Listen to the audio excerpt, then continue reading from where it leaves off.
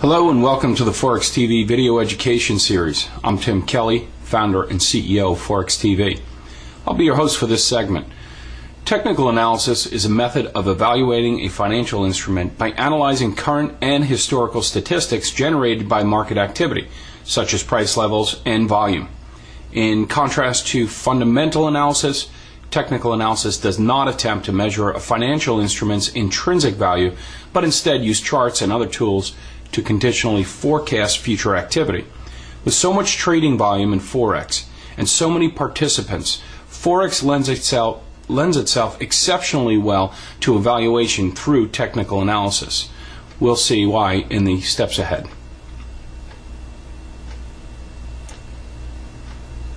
In this education segment, we'll look at a technical study called Bollinger Bands. Bollinger Bands are a technical trading tool created by John Bollinger in the early 1980s. They arose from the need for adaptive trading evaluation tools and the observation that volatility was dynamic, not static, as was widely believed at the time. The purpose of Bollinger Bands is to provide a relative definition of highs and lows. By definition, prices are high at the upper band and low at the lower band. This definition can aid in rigorous pattern recognition and is useful in comparing price action to the action of indicators to arrive at systematic trading decisions. Bollinger Bands consist of a set of three curves drawn in relation to securities prices.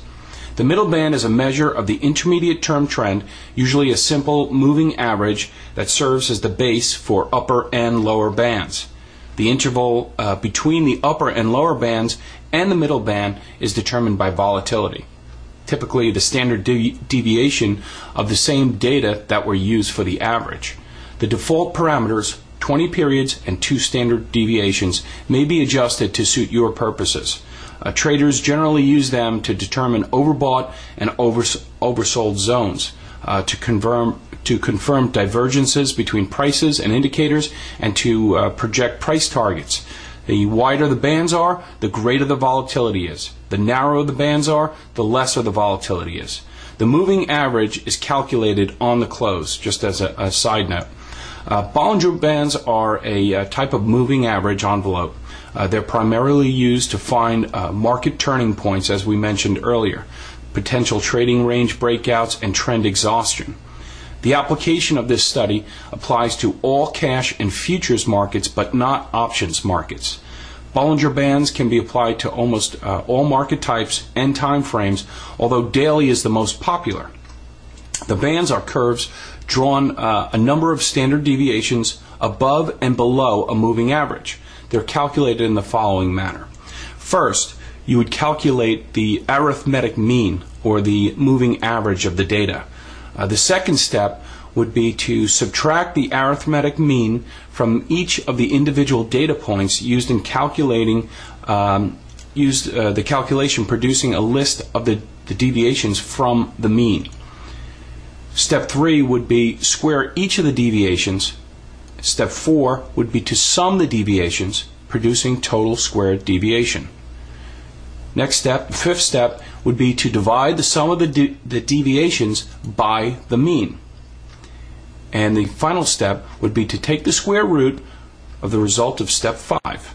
Well, while you may never actually have to do this calculation, since most charting applications will simply do the math for you, it's helpful to know how these equations are derived. Standard parameters, as we mentioned earlier, include using 20-period simple moving averages and 2 standard deviations, and those are John Bollinger's recommendations. This results in bands that contain approximately 85% of the underlying item's prices. However, different intervals may require different mean and deviation calculations. For example, analysts trying to gain perspective on long-term periods find 50-day means with 2.5 standard deviation optimal. Bollinger theorized that the bandwidth of the envelope should be determined by the data series itself, rather than the assumptions of the speculator, as with percent envelopes. His theory states that a trading envelope's distance from the mean is a function of the market's volatility. According to Bollinger, the key aspects are 1. Sharp moves tend to occur after the bands tighten to the average, where the volatility lessens. 2, a move outside the bands calls for a continuation of the trend, not an end to it. Often the first push of a major move will carry prices outside the band. This is an indication of strength in an up market and weakness in a down market. Third key aspect, a sharp move outside the bands followed by an immediate retracement of that move is a sign of exhaustion. Fourth, bottoms or tops made outside the bands followed by bottoms or tops made inside the bands call for reversals in trends. The fifth key trend to watch, the bands can help in diagnosing double tops and bottoms, especially when the second part of the top or the bottom is higher or lower than the first, lower or higher in relation to the bands. The sixth key element is the average should give support and resistance in bull or bear markets. And 7, a move originating at one band tends to go to the other band in consolidating or ranging markets. This is useful for projecting price targets early on and provides revised targets as events unfold. Finally, the creator of Bollinger Bands offers 15 basic rules for employing this study to your decision support equation. The first is Bollinger Bands provide a relative definition of high and low. 2, that relative definition can be used to compare price action and indicator action to arrive at rigorous buy and sell decisions. 3, appropriate indicators can be derived from momentum, volume, sentiment, open interest, intermarket data, and so forth. The fourth, volatility and trend have already been deployed in the construction of Bollinger Bands, so their use for confirmation of a price action is not recommended.